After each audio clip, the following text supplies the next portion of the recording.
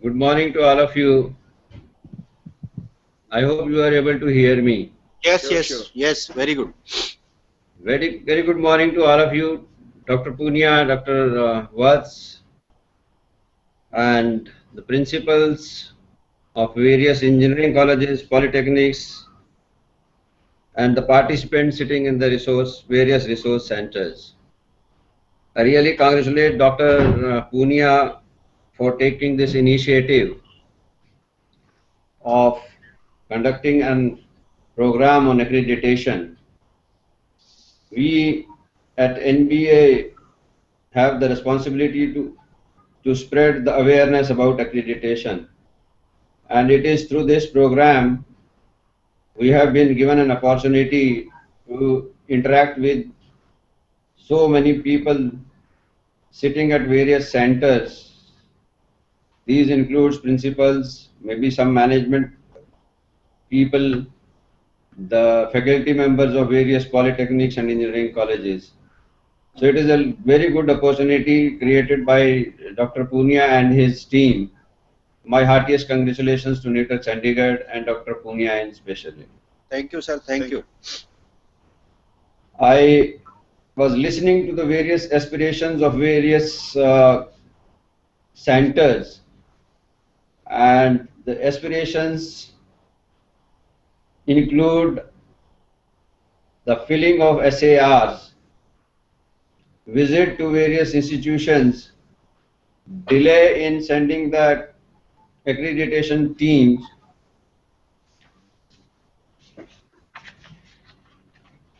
and basically knowing the procedure about accreditation. So with my brief interaction with you, maybe for about half an hour, I'll try to explain all this to you during this period. First of all, I would like to respond to the various concerns about spreading awareness. I had detailed discussions with Secretary Technical Education of Haryana, I think Mr. A.K. Singh, and he desired to have one awareness workshop for polytechnics only. So we have decided that we will be conducting a separate awareness workshop for polytechnics somewhere in the month of September. And there is a large concern in the Karnataka also. I would request SPFU to be in touch with Mr. Talwar, Director Technical Education, Karnataka,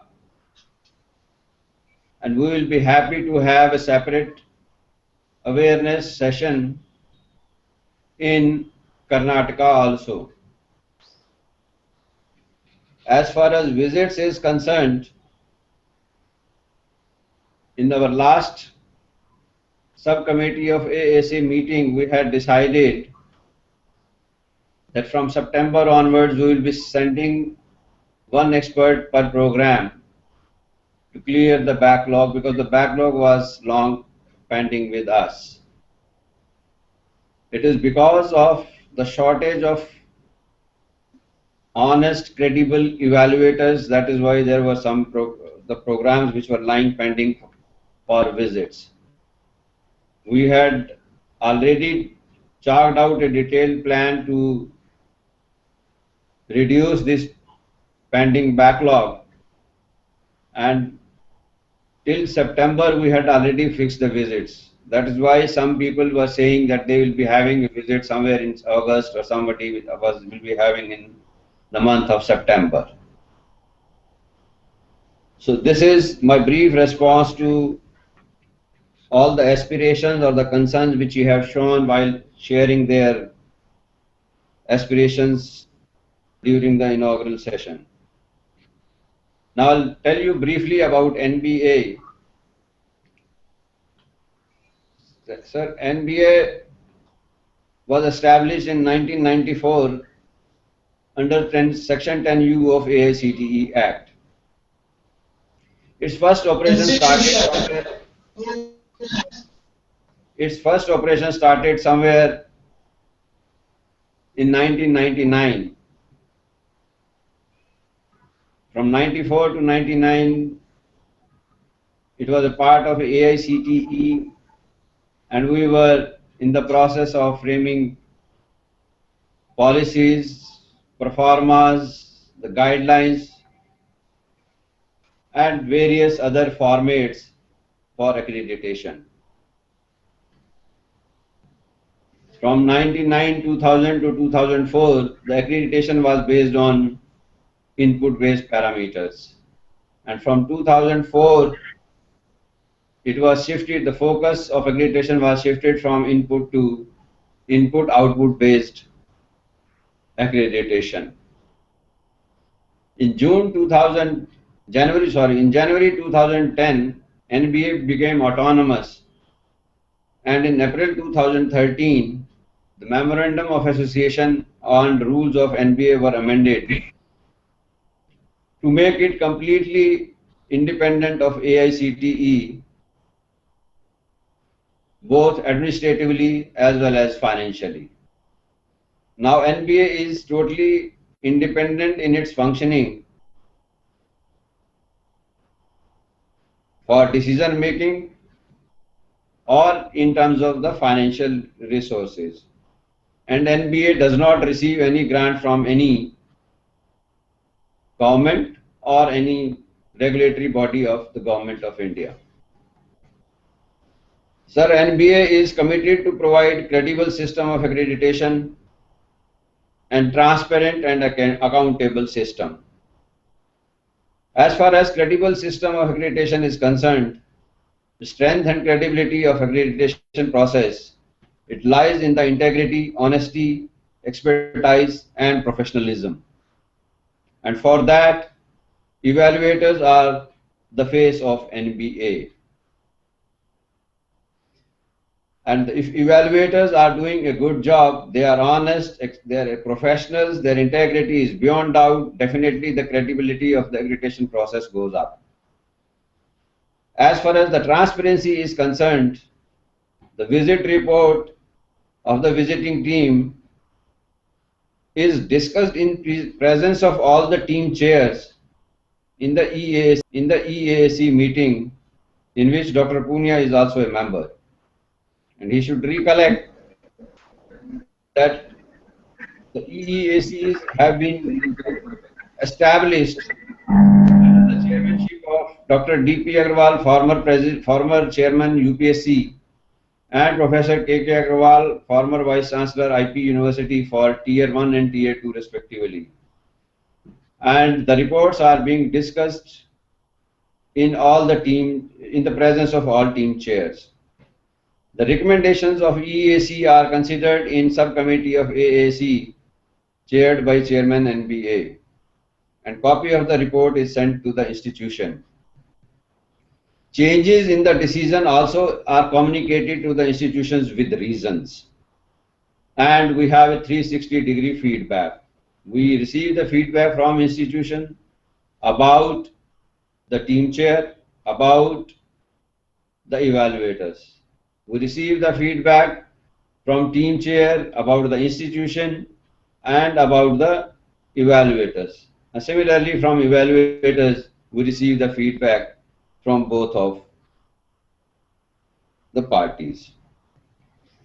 As far as composition of the evaluation team is concerned, it consists of 3 members, 1 team chair and 2 evaluators per program. So if a team is coming for 5 programs, so there will be total 11 members, 1 chairman and 2 evaluators per program. And the visit is conducted for 3 days. It is practically 2.5 days. It is on Friday, Saturday and Sunday. We have a exit meeting. During this visit, the team has discussions with head of the institution, deans, heads of the department, program and course coordinators. and the member of the management, faculty members, alumni, students, and employers. So this is brief about the visit. What is basically accreditation? Accreditation according to NBA is a process of quality assurance and improvement whereby a program in an approved institution is critically appraised to verify that the program continues to meet or exceed the norms and standards prescribed by the regulators from time to time. It is a kind of recognition which indicates that a program fulfills desired standards. What does accreditation serve to notify? It serves to notify the parents and the prospective students that a program has met minimum standards. It serves to notify faculty, deans, and administrators of a program's strengths, weaknesses, and ways to improve the program. It serves to notify the employer that graduates are prepared to begin professional practice.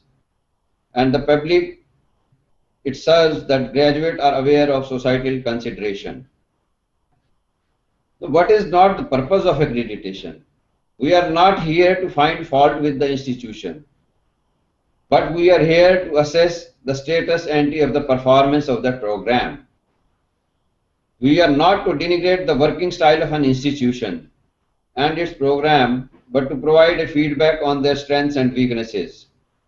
Not to demarcate the boundaries of quality, but to offer a sensitizing process for continuous improvement in the quality provisions. It is not the purpose to select only institution of national excellence, but to provide benchmark of excellence and identification of good practices. Our policy on general accreditation is the programs and not the educational institutions are considered for accreditation. As Professor Vats told earlier, the difference between NAAC and NBA, we only accredit programs. If you see any advertisement in the papers or on the website that such and such institution is accredited by NBA, it is completely wrong. And I advise the institutions also through your media that they should write only the following programs being conducted by these institutions are accredited by NBA. And we accredit only the programs from which at least 2 batches of students have been graduated are considered for accreditation. What was our traditional approach for quality assurance of engineering program? It was based on input and process. The criteria of accreditation typically include in the traditional approach the organization and governance, financial resources, physical resource and facilities, faculty and staff, student intake quality, teaching learning process, co-curricular and extracurricular activities, student services and counseling, research and development, and the industrial interaction. Now the focus has been totally changed. It is now based on the outcome-based education. What is outcome-based education? This is basically what the student need to learn. It is not what the teacher want to teach. It is what the student need to learn and what the student should demonstrate to the professional world. And accordingly, we design both curricula and delivery mechanism, that is teaching strategies to build the required skill and competence. So outcome-based accreditation is based on knowledge and competency profiles, the graduate attributes which form the student learning outcomes. We, as Professor was told, we in the sense NBA India, and India has become a member of the Washington Accord. Now he is a full signatory of the Washington Accord. According to the Washington Accord, they have come to a general conclusion what should be the students' graduate attributes, what should be the competencies, what should be the knowledge. So they have come to a conclusion that there will be 12 graduate attributes which we will see while recognizing a particular program being conducted in an institution in a country with respect to another country. As you are all aware that there is a different type of educational system in all over the world. So we cannot compare the two systems from one country to another country. So keeping that in mind, the view in that in mind, all the signatory countries have approved the following 12 graduate attributes that a graduate must have. They are engineering knowledge, problem analysis, design and development of solutions, investigations of complex problems, modern tool usage, engineers and society, environment and sustainability, ethics, individual and team working, communications, project management and finance, and the lifelong learning. So these are the 12 attributes we as an engineer should have after graduating from an 4-year degree program. Now NBA had come up with 2 tier of system keeping in view the requirement of the Washington Accord. The Washington Accord Secretariat, that is known as International Engineering Alliance, that is headquartered at New Zealand. Once they appointed 2 mentors for India, once India was a provisional member, their mentor advised that Indian education system is a very complex in nature. There are universities, there are institutions of national importance, there are institutions which are affiliated to an institution, there are deemed universities, there are institutions which are autonomous in nature, they have full control on their curricula and examination, but the final degree is awarded by the university. So our education system is a complex in nature. So they said we will not be able to cover all the institutions, we will be able to cover those institutions which are autonomous in nature. So it was decided that the institutions which are autonomous in nature, for example, the institutions which have been established by an Act of Parliament or the State Education Act, or the institutions which have been established as deemed universities or state universities, and the institutions which have been accorded an autonomous status by the university and the UGC. They will be covered under one category, and that category is known as the Tier 1 category. The second category will be the Tier 2 category, that will be basically for those institutions which do not have a control on their curricula and are governed by the curricula fixed by the university. They are affiliated institutions. So the basic difference between Tier 1 and Tier 2 institution is that one is an autonomous and another is an affiliated institution. It is not a classification based on the basically the quality of the institutions. There may be very good institutions in Tier 2, there may be some not so good institutions in Tier 1. So we have not to really classify based on the quality of that, but classification is based only on the nomenclature, that is affiliated and non-affiliated institution. We have to be very clear.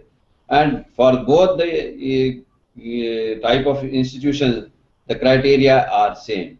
Now the Tier 1, Tier 2 institutions, earlier they were there for all streams and all level of the programs. But during last year in our EEAC, it has been decided that Tier 1 and Tier 2 will be applicable only to undergraduate engineering programs which are covered under the Washington Accord, that too only in Tier 1 institutions. So Washington Accord degrees cover only Tier 1 programs being conducted by the Tier 1 institutions in engineering and technology only. Rest all other programs, whether it's diploma in engineering, postgraduate program in engineering, pharmacy, management, architecture, all will be there will be single tier system. There will be no tier system now. So this is about Tier 1 and Tier 2 institutions. The NBA's criteria are institution, vision, mission, and program educational objectives. program outcome, program curriculum, student performance, faculty contributions, facilities and technical support, academic support unit, and teaching learning process, governance, institutional support and financial resources, and the continuous improvement in attainment of outcomes. There are 9 criteria on which NBA accreditation is carried out. Now, during the last 1.5 years, we had taken an exercise to revise our criteria, revise our Tier 1, Tier 2 documents, and I'm happy to inform you that the SAR for Tier 2 engineering programs, SAR for Tier 1 engineering programs has been revised and is already in operation. SAR for diploma engineering programs has also been revised, that is also in operation. The need for revision came because we wanted the performance to be simplified, even a layman can understand. And we have received the feedback that the institutions are now finding it very easy to read and fill the performa.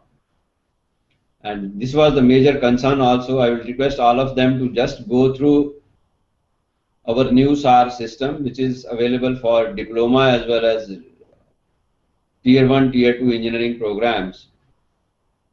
They are very simple, though we will be conducting awareness workshops also. So they are already in operations. And in the new system of engineering programs, instead of 9, we had approved 10 criteria. Out of 10 criteria, 7 will be the program based and 3 will be the institutional based. The institutional level criteria are first year academics, which was not being looked after in the previous SAR, and the student support system, what the institution does for taking the student feedback, and the third one is governance, institutional and financial resources. So these 3 criteria are institutional criteria, and the 7 remaining criteria are vision, mission and program educational objectives, program curriculum and teaching learning process, course outcomes and program outcomes, students performance, faculty information and contributions, facilities and technical support, and the continuous improvement. But in diploma, even the revised SAR, we have 9 criteria. The institutional criteria are 2 in comparison to 3 in the engineering degree level engineering program. Here first year academics is not there. Here we have only student support system and governance, institutional support and resources. The remaining 7 criteria for program level are same as that in the degree level program. So in diploma new SAR there will be 9 criteria, and for engineering degree program there will be 10 criteria. The only difference being the institutional level criteria, where the first year academics has not been taken into consideration. So in the Tier 1 and Tier 2, we give more importance to program curriculum and teaching learning in Tier 2 and the student performance. While in Tier 1, we give more importance to course outcomes and program outcomes and the continuous improvement. So main focus in Tier 1 is the outcomes, and more focus on Tier 2 is student performance and the teaching learning process. Now, how the accreditation is awarded to the institution? We have 10 criteria. I hope there are so many engineering colleges also there in the country, if I am not wrong, Professor Vats.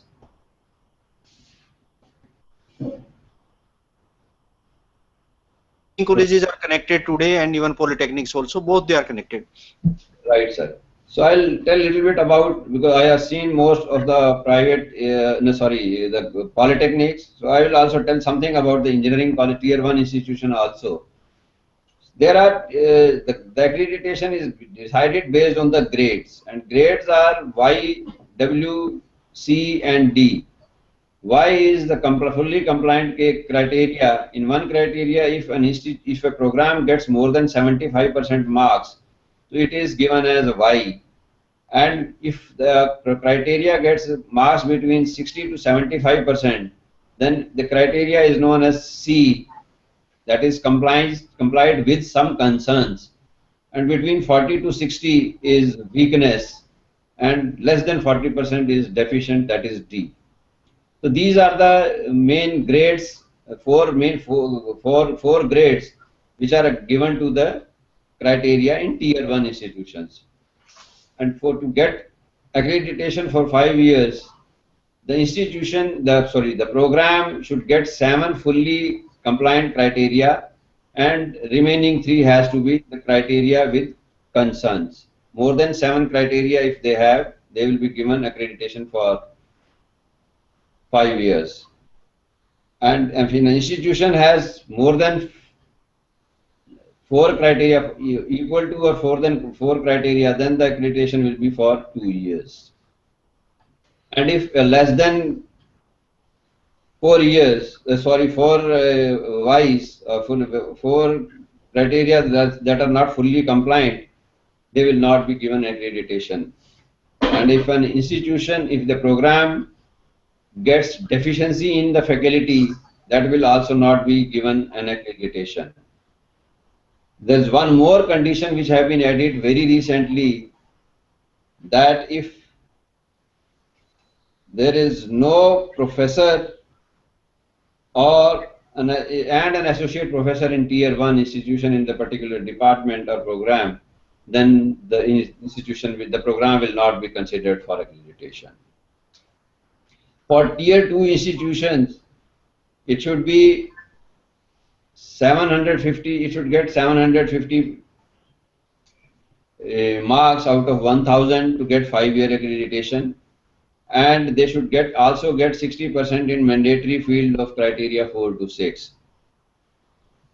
And minimum 30% of the faculty should be PhD in the department.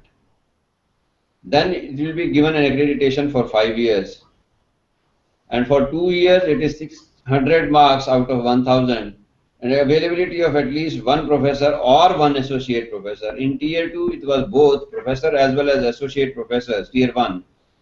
And for tier 2, it is either professor or associate professor should be there to get accreditation for 2 years. And if their marks are less than 600, and there is one more condition, that if it gets less than 40% marks in the faculty contribution, then program will not be considered for accreditation. Very recently, maybe around a couple of weeks ago, we had also taken a decision to revise the duration of accreditation. The programs which were being accorded provisional accreditation for 2 years have been accredited for provisional accreditation for 3 years, which means the accreditation duration from 2 years have been changed to 3 years. Similarly, from 5 years to 6 years. So we will be giving accreditation from now onwards for provisional accreditation for 3 years and full accreditation for 6 years. Now what will happen to those which have been already accredited under tier 1 and tier 2 institutions? We accord accreditation for 2 years. Our first tier 1 accreditation got approval from 1/1/2014, which means their accreditation period expired on 31st of December 2015. But there were only 7-8 institutions. And another one was 30th of June 2016, where the accreditation period has expired. What we had done is we had prescribed some minimum pre-visit qualifiers. If a program meets those pre-qualifiers, then we had given an extension of 1 more year to those programs. And if they don't meet pre-qualifiers, they have to come afresh. Once they meet the qualifier, they can apply again. So unlike earlier system, the programs were accredited for 2 years, then there will be a gap of 2-3 years, then the institution again come back after 2 years for accreditation. It will be like an approval system. It will be accorded extension of accreditation. Earlier it was for 2 years, now 1 more year has been given for those who meet those pre-qualifiers, and those pre-qualifiers are available on our website. And similarly, for 5 years also, those meet pre-qualifiers, they will be given accreditation up to 6th year also. Now what happens to those where the visits are pending or visits are already taking place? There we had decided a date of 30th of August. Till 30th August, irrespective of the number of visits have already taken place, they will be given an extension of provisional for 2 years or full accreditation for 5 years depending on their eligibility. And we'll ask them to fill up their pre-qualifiers. And if they fulfill those conditions in the pre-qualifiers, immediately they will be given the extension for the 3rd year immediately thereafter. But for the visits which will take place after 1st September and onwards, we had sent them a proforma of pre-qualifiers to inform us whether they meet or not. If they don't meet, they can withdraw from accreditation and get the 100% money refunded. And if they meet, they should send us the pre-qualifiers, and if we approve those pre-qualifiers, we'll refund the 90% of the money back to them if they have applied. And in case there is a visit, we'll take the 90% fees and make the visit also. So there are 2 conditions: either they can withdraw or they can continue with the system. In case of withdrawal, we'll refund them 100% money. Now for the institutions where no visit has been fixed, there are proposals pending with us. We had also written to them last week, giving them an option to either fill up the qualifiers or withdraw from accreditation. In that case also, if they withdraw, we will refund them 100% money back to them which have been deposited with us. So this is the general procedure which we are adopting. Now after 3 years of completion of the provisional accreditation, we still have to consider their proposals. So we'll request them after 2.5 years to submit the compliance report based on the findings of the expert committee and the comments which have been forwarded by NBA to them. Based on those compliance reports, there will be program subject expert committee sitting in NBA. They will examine those compliance reports and they will recommend a continuation of another 3 years or no accreditation. Maybe we can recommend them for 6 years also. In case the committee does not feel that now the condition, the program has deteriorated, we will make them a visit and confirm whether those deteriorations are actually have taken place. If that's so, then the program will be not accredited. If the committee recommends continuation for another 3 years, there will be no fee charge, and based on 10% of the fee, we will accord them another 3 years. But this process of 3 years and 3 years will not go long. There will be totally 2 cycles of 3 years. First 3 years and another 3 years. After that, if they don't qualify for 6 years, they will be treated as a fresh case.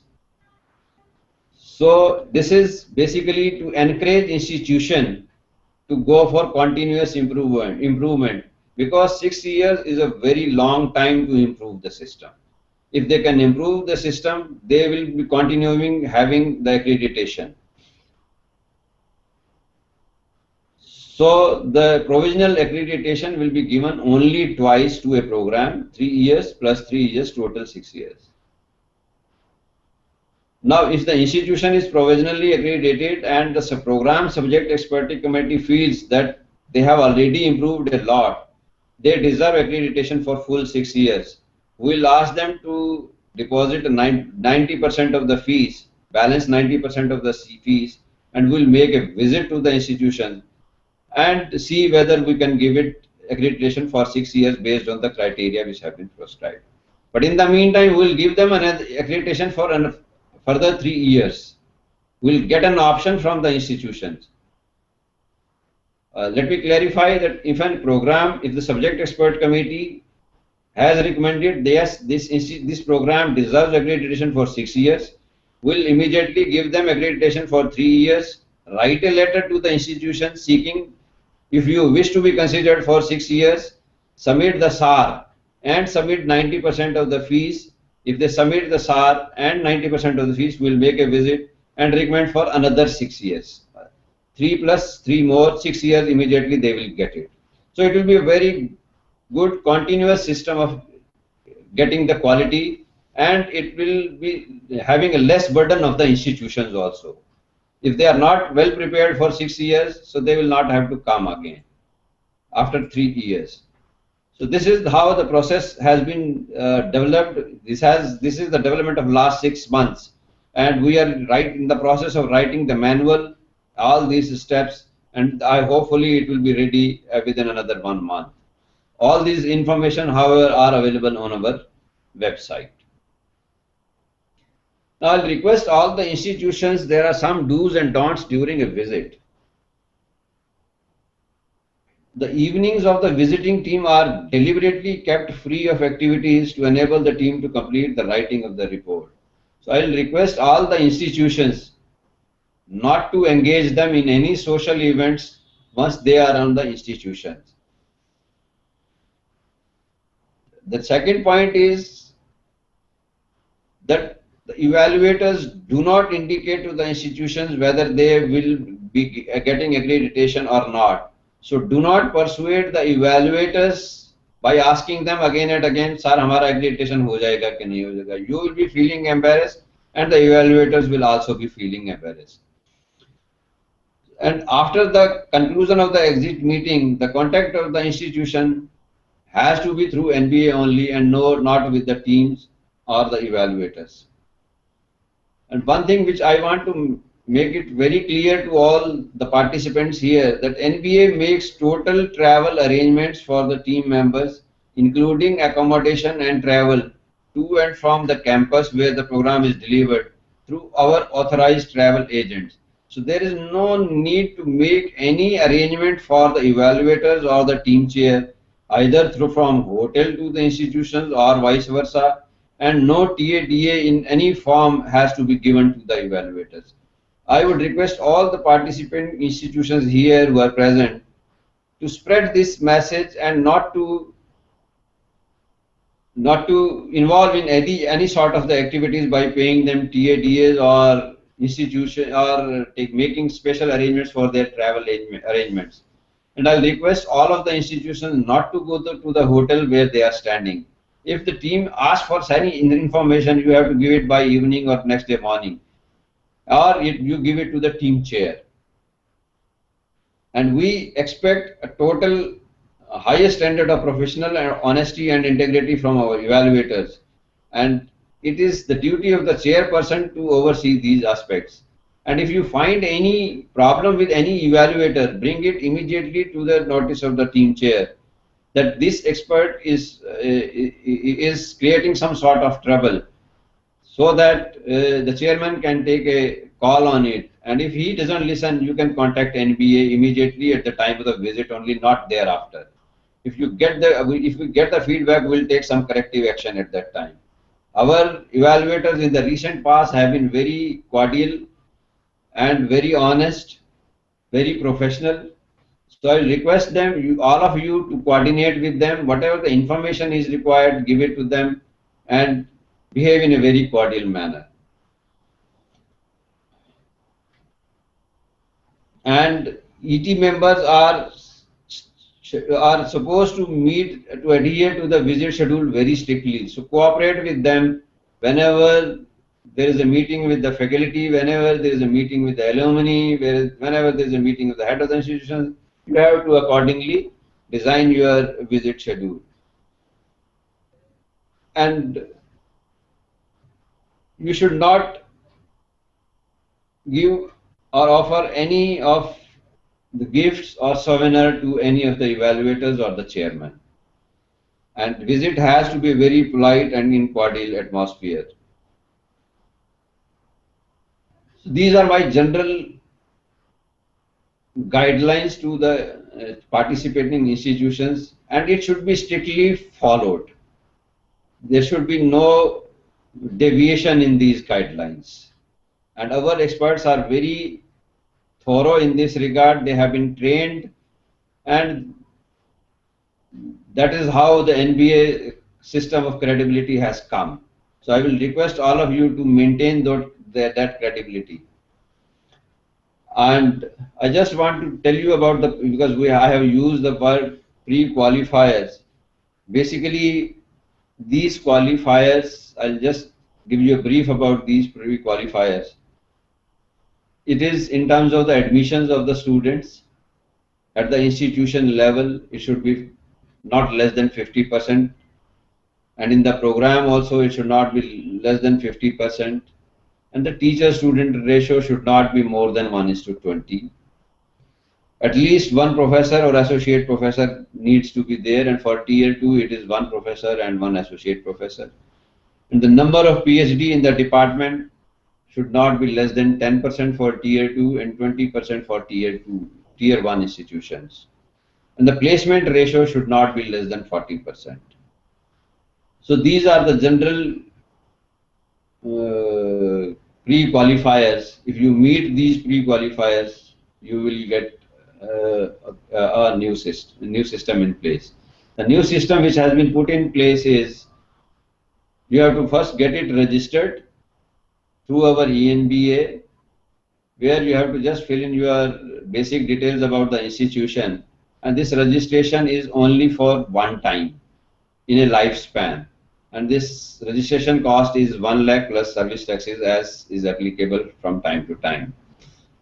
Once the registration is over, you have to send a request to that portal that you want to apply for so many programs, 2 programs, 3 programs, or 5 programs. In one application, we accept only 5 programs, not more than 5 programs. And if you have to make application for 10 programs or 8 programs, you have to apply it twice. So application money is 2 lakh per program, and for first program it is 5 lakhs. So if you are going for 5 programs, the application money is 5 plus 8 is 13 lakhs. Now the procedure which we had made is this is for engineering and diploma. It's not for diploma. Engineering institutions, degree level institutions, you have to pay only 10% of the fee along with the service tax. That is 1.3 lakh plus service tax for 5 programs. Along with pre-qualifiers, the format which is available on our website. Once the pre-qualifier are approved, we will request you to send remaining 90% of the fee along with self-assessment report. Now these qualifiers have been put on the website. Even before applying, you can see yourself whether you meet these pre-qualifiers. You need not even submit the 10% of the fee. If you are satisfied yourself that you don't meet, so they don't send the 10% fee also. Once you feel confident that yes, these pre-qualifiers you have, then you send 10% of fee along with the format filled in the pre-qualifier. And once the 90% of the fee along with SAR is received, we constitute a team and send a visiting team to the institution. They stay there for 2 days, 2.5 days, and the report of this is considered by a moderation committee. Moderation committee typically looks after the cases which are on the borderline. For example, 600 is provisional accreditation minimum requirement. So if a program gets 570 to 630 marks, this is known as a borderline case. And for 5 years, it is 720 to 780, because 750 is the minimum requirement. Those cases are known as the borderline cases, and the comments, observations of the visiting team are compiled by the moderation committee and sent to the institutions for their factual correctness. If there are any factual errors in the report, then he has to respond back to NBA stating that this is not factually correct. For example, if a program has 10 professors and the committee has written 8 professors, they can claim that this is 10. However, this committee could not take cognizance of the remaining 2 professors. So this is a simple example I am giving you. So those comments of the institutions are sent to the team chair. The team chair presents his comments, your comments, and the moderation committee report to the EEAC, which is known as Engineering Evaluation Accreditation Committee, in which Professor Punia is also a member. The team chair presents his case along with the recommendations and the response of the institution and his response to the response of the institution to the committee members. And based on that, a decision, a recommendation is made to the subcommittee of AAC whether the program should get accreditation for 2 years or 5 years or 3 years or 6 years, as the case may be.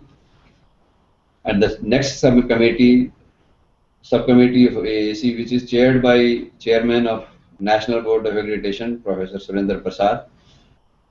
That committee looks into various factors like consistency in various programs, consistency in various institutions, evaluation, and accordingly makes a final decision. And the final decision is communicated to the institution, and in the institution feels that they deserve better or they have any grievance about the decision, they can submit their application within 30 days of the receipt of the communication to the appellate committee, and the appellate committee decides in presence of the team chair and in presence of the institution which have gone for appeal, and the final decision is given by the appellate committee. So this is the total transparent system. Even the appeal will be discussed in your presence and you will be making your presentation in front of the team chair as well as the appellate team committee members. So this is how the accreditation system works. So this is all about NBA and accreditation. If you have any further queries, I'll be most happy to answer. I'm thankful once again to Professor Punia and NITR, Chandigarh, Professor Watts, and all the team participating through various centers. And thank you, all of you. Bye. Thank you, Dr. Nassar, for the latest update about the NBA. I think all the centers are highly appreciate that this is the latest from the horse mouth. Nobody else have given such an input which Dr. Nassar has given it to you. I must thank you, Dr. Nassar, again from the core of my heart, from the NITR Chandigarh and from all the centers. I think we can give some questions from some centers if they have any queries. I am giving now making the house open. If they have any queries, they can straightway ask to Dr. Nassar, and Dr. Nassar, he is available. He will be commenting on your queries and clearing your doubts if any. We can go one by one. If the centers are having no questions, then they can say no. If they are having any query, then they can yes and ask the question. I am just putting up to the centers directly. हाँ भी कर दो बेटा, पूछ दो. Any questions?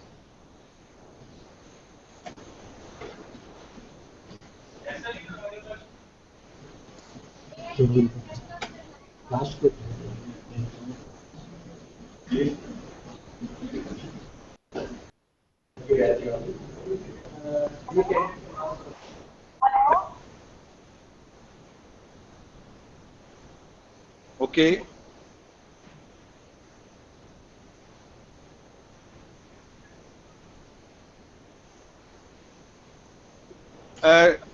Let me tell you, if you allow me, we will discuss everything about the programs during the 5 days this program, both polytechnics as well as engineering colleges. You can have specific query if you have from Dr. Nasa. Otherwise, details of the programs, criteria, everything will be dealt during these 5 days. Don't worry about it. Both for the diploma and UG programs, Tier 1, Tier 2, we will be dealing during these 5 days. If you have specific query to Dr. Nasa, any query about the criteria or otherwise, you are most welcome to ask. Thank you very much. Thank you. That's it. Okay. Hello. Anji. So this is Vinita from IMS Engineering College, Ghaziabad. Okay. So I have one query, like in NV accreditation, when we prepare the SAR, and do we have to document for the one thing multiple times, or we can document only once and show the reference for that file? Dr. Nasa.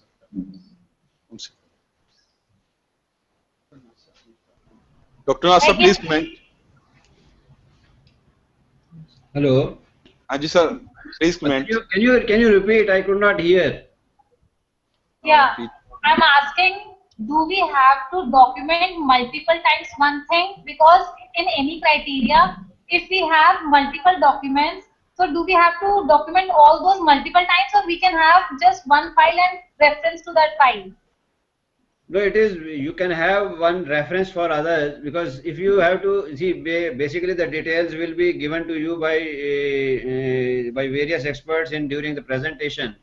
But if you are talking about one document, it has to be once only, not to be repeated in various things. What we have, if you see the new self-assessment report also, we had not asked for mapping of all the COs along with all the POs. We had taken a sample where you can show us that all these 12 program outcomes are being met. If you kindly look into our new system, new performa for SAR in Tier 2 as well as Tier 1, we had taken only a sample where you can show to the committee that all these 12 program outcomes have been met. Okay, sir. Thank you, sir.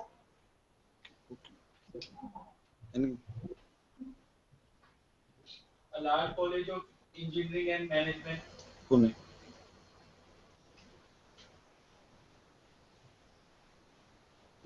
If you have any queries, you are most welcome to ask. No queries, let's just straightway say no.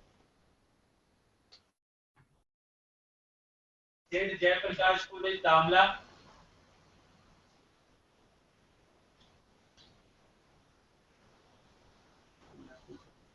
From St.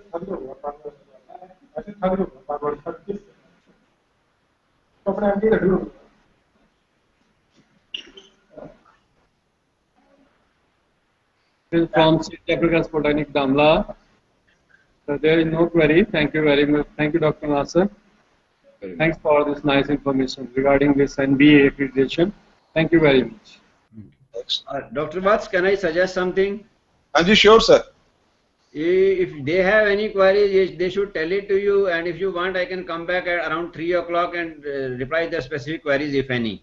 Okay, fine, sir. That can be done, sir. If requirement is there, we will definitely be in touch with you. So, centers, thank you very much. I think Dr. Nasser has given one suggestion. If you have any queries, you can give it to me during the day when I am presenting or Dr. Punia is presenting. We will collect the queries. If need be, we will be in touch with Dr. Nasser in the evening, and then he can clear the doubts or queries. Thank you, Dr. Nasser. Thank you, Dr. Punia would like to say something. Best wishes. Sir, thank you very much from the core of the part, and I think the elaboration was very, very high, and everything has been already cleared. No doubts are there. Even my queries are there, which you have been already cleared. I had some queries regarding 3 and 6 years. You have already cleared those queries, and thank you very much. We will be in touch. Sir, excuse me. I'm just sure. Hello, sir. Sir, I am from SPFE Karnataka. One query is from SPFE Karnataka. May I ask, sir? Sure. Sir, Anji, please carry on. in our state, there are non-engineering courses also in the Polytechnic. There are some courses called commercial practice, library science like courses. They are non-engineering courses. But here, your NBA accreditation, this is applicable to the non-engineering courses also. We have a doubt about it. Please clarify this issue. So right now we have taken into consideration the programs which are of 3 years duration, and if the commercial practice and library science etc. they are of 3-year duration, they will also be considered. But if they are of 2 years duration, they will not be considered because we have not specified those pro forma for 2 years. Our assessment is minimum for 3 years. I came to know that there are some courses which are of 2 years duration at diploma level. So those cannot be considered in our SAR system. But if there is a specific requirement about 2 years also, that also we can devise a specific format. Thank you, sir. Thank you. Thank you, sir. Thank you. That's in our state, our commercial practice is of 3 years course. It is a 3-year program. The same program. There is no. But library science is of 2 years. But here, this performa is only for 3 years program. that means we can go for accreditation for CP course also. Yes, 3 years program. Yes, thank you. Thank you. Hello, good morning. Hello. Good morning. My voice is audible, sir? Anji, please carry on. Yes, sir. So, I am Vijayalakshmi from ENC Department, SJP, Government Polytechnic, Bangalore, sir. First of all, I am very privileged to be a part of this program. I thank you, Dr. Nasa, sir, for giving more information over by filling the SAR as well as the NBA. My question is, while giving the insight over the NBA, you had mentioned the placement ratio should not be less than 40% in order to score the good marks in SAR.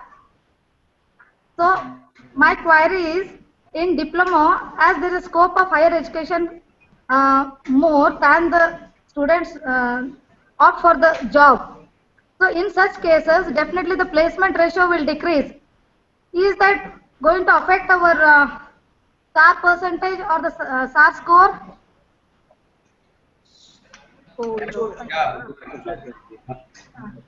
Yeah. Hello, is my... Shall I respond? You have completed? Yes, sir. While explaining the details about the NBA marks, you had mentioned placement ratio should not be less than 40%. Yes. But in diploma, as there is a scope for higher education.